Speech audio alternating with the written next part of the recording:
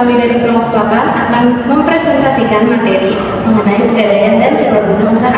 Sebelumnya perkenalkan, nama saya Nova Hardianti. Nama saya Vita Andayani. Perkenalkan, nama saya Aditya Satrio. Baik, yang pertama-tama kita akan memperkenalkan diri terlebih dahulu. Kami dari anggota kelompok 8. Yang pertama tadi ada Afifah Handayani dengan NIM 2011111201039, lalu Dito Satrio dengan NIM 2110111200752, lalu ada Nova Hardianti dengan NIM 2110111200244. Nah, di sini topik yang akan kita bahas yaitu mengenai pegadaian.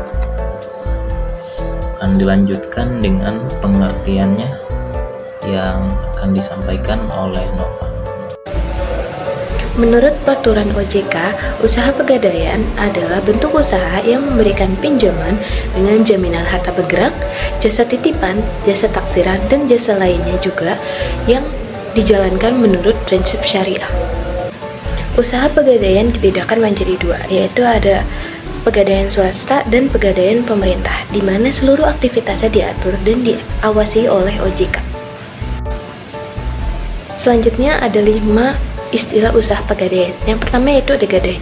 Gadai merupakan suatu hak atas barang bergerak yang diberikan oleh nasabah kepada perusahaan pegadaian sebagai pinjaman atas pinjaman yang diperoleh oleh nasabah. Yang kedua yaitu ada nasabah. Nasabah merupakan perorangan atau badan usaha yang memanfaatkan layanan jasa perusahaan pegadaian seperti pinjaman dengan jaminan berupa barang bergerak atau jasa lainnya. Yang ketiga yaitu ada penaksir. Penaksir merupakan orang yang memiliki keahlian tertentu dan tersertifikasi untuk melakukan taksiran atas nilai barang jaminan. Yang keempat yaitu ada uang pinjaman. Uang pinjaman merupakan dana yang diterima nasabah dari perusahaan pegadaian sebagai pinjaman. Terakhir ada barang jaminan. Barang jaminan adalah barang bergerak yang diterima perusahaan pegadaian dari nasabah sebagai jaminan. Lingkup usaha pegadaian dibagi menjadi dua. Yang pertama ada perusahaan pegadaian di mana dijalankan secara konvensional. Yang kedua yaitu pegadaian syariah, di mana dijalankan berdasarkan prinsip-prinsip syariah. Kegiatan usaha yang dijalankan oleh pegadaian antara lain, yang pertama ada pemberian pinjaman dengan jaminan berdasarkan hukum gadai untuk barang tidak bergerak.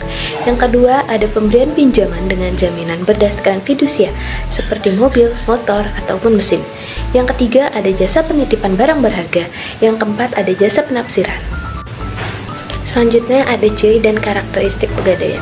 Yang pertama, terdapat barang-barang berharga yang digadaikan. Kedua, nilai jumlah pinjaman tergantung dari barang yang digadaikan. Ketiga, barang yang digadaikan dapat ditembus kembali oleh nasabah, karakteristik usaha pegadaian. Yang keempat, nilai pinjaman mulai dari Rp50.000 hingga Rp500 juta. Yang kelima, jangka waktu pinjaman pendek hingga 120 hari dan dapat diperpanjang. Yang keenam, tidak diperlukan pembukaan rekening. Yang ketujuh, penggunaan uang pinjaman dapat digunakan untuk apa saja. Yang terakhir adalah dana pinjaman dapat dicairkan di hari yang sama dengan proses pengajuan. Pengertian sewa guna usaha. Otoritas Jasa Keuangan mendefinisikan sewa guna usaha leasing merupakan aktivitas pembiayaan untuk penyediaan barang modal yang dilakukan dengan cara sewa guna usaha dengan hak opsi finance lease atau sewa guna usaha tanpa hak opsi yaitu operating lease, di mana selama jangka waktu tertentu barang modal tersebut digunakan oleh penyewa sewa guna usaha atau leasing dan membayarnya secara berkala. Secara umum, sewa guna usaha adalah perjanjian sewa menyewa di mana objek sewa guna usaha tersebut adalah barang modal dan pihak leasing memiliki hak opsi untuk memiliki barang modal tersebut pada saat berakhirnya masa sewa dengan harga nilai residu. Pihak-pihak yang berkepentingan dalam sewa guna usaha. Wahyunisi dalam penelitiannya menyebutkan bahwa dalam setiap aktivitas sewa guna usaha ada 5 pihak yang berkepentingan. Pertama itu ada lessor, yaitu merupakan pihak yang memberikan pembiayaan kepada pihak leasing dalam bentuk barang modal atau yang menyewakan barang modal kepada leasing. Yang kedua ada leasing. Leasing itu merupakan pihak yang memperoleh pembiayaan atau menyewa barang modal dari lessor. Yang ketiga ada supplier, yaitu merupakan pihak yang menyediakan barang modal untuk dijual kepada leasing. Lessor membeli barang tersebut secara tunai atau secara kredit kepada supplier. Lalu yang keempat ada bank. Bank merupakan pihak yang menyediakan dana untuk lessor dalam bentuk kredit bank. Lalu yang terakhir ada asuransi, yaitu merupakan pihak yang mengambil alih resiko atas perjanjian antara lessor dan leasing. Kegiatan sewa guna usaha. Kegiatan sewa guna usaha diantaranya itu ialah pertama ada pembiayaan untuk perusahaan, lalu kedua ada penyediaan barang-barang modal, ketiga ada jangka waktu tertentu, keempat pembayaran secara periodik, kelima ada hak pilih, option right, 6 ada nilai sisa yang disepakati bersama, 7 ada pihak lessor, dan juga ada terakhir ada pihak leasing. Alasan sewa guna usaha menjadi alternatif. Pembiayaan melalui sewa guna usaha adalah merupakan alternatif sumber pembiayaan barang modal bagi perusahaan karena pertama fleksibel, karena bentuk penjanjian dapat diselaraskan dengan keperluan perusahaan seperti besarnya nilai pembayaran atau jangka waktu sewa. Yang kedua, tidak diperlukan jaminan karena lessor memegang hak kepemilikan sah atas barang modal yang disewa dan pendapatan yang dihasilkan dari persewaan barang modal menjadi jaminan bagi persewaan itu sendiri. Yang ketiga itu ada capital saving. Lessee hanya menyediakan uang muka yang nilainya tidak besar dan dengan begitu leasing bisa menghemat modal dan menggunakan modal yang tersebut untuk keperluan lain.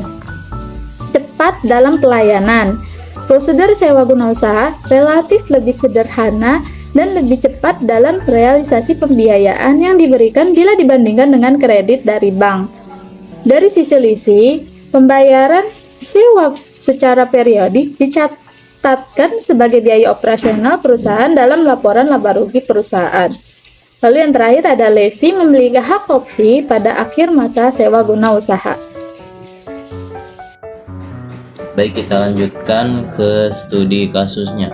Di sini kami mengambil studi kasus yang dialami oleh Ibu Julia, di mana beliau menggadaikan perhiasan emasnya berupa gelang dan cincin di Pegadaian cabang Jemur Sari dengan meminjam uang sebesar 6 juta rupiah.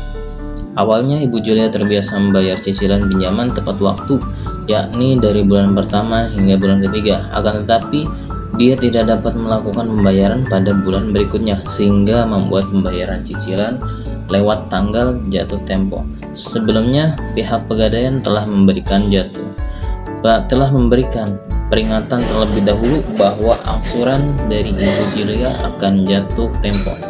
Peringatan tersebut merupakan peringatan satu yang akan diterima oleh nasabah sampai nasabah akan mengonfirmasikan kapan pembayaran akan dilakukan sebelum adanya peringatan yang kedua.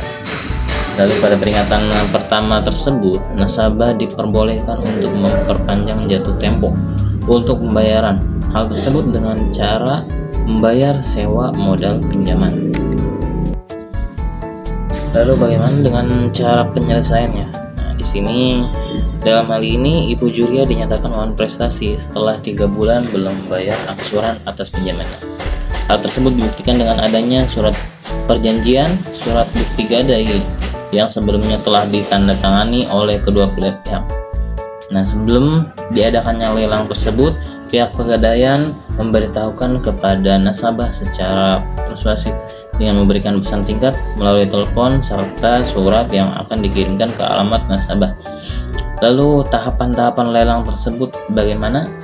Yang pertama, persiapan lelang dengan cara menghubungi pihak nasabah terlebih dahulu untuk mengonfirmasi bahwa barang jaminannya akan dilelang serta bertanya apakah bersedia jika barangnya akan dilelang. Dan yang kedua, pelaksanaan lelangnya. dengan menghitung terlebih dahulu jumlah taksiran sehingga dapat menutup jumlah kekurangan pembayaran dari nasabah. Selanjutnya yaitu hasil lelang. Dari hasil penjualan barang lelang akan digunakan untuk membayar cicilan yang belum dibayarkan. Lalu apabila terdapat sisa dari hasil penjualan setelah dikurangi untuk pembayaran cicilan tersebut, maka akan dikembalikan kepada nasabah.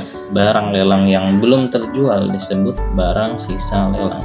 Apabila terjadi sengketa di kemudian hari, maka akan diselesaikan dengan jalur non-litigasi, yakni secara musyawarah terlebih dahulu. Apabila tidak ditemukan kesepakatan, maka akan diselesaikan melalui lembaga arbitrase penyelesaian sengketa di bidang usaha pegadaian sesuai dengan undang-undang yang berlaku.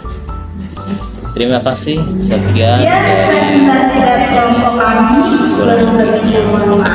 Wassalamualaikum warahmatullahi wabarakatuh.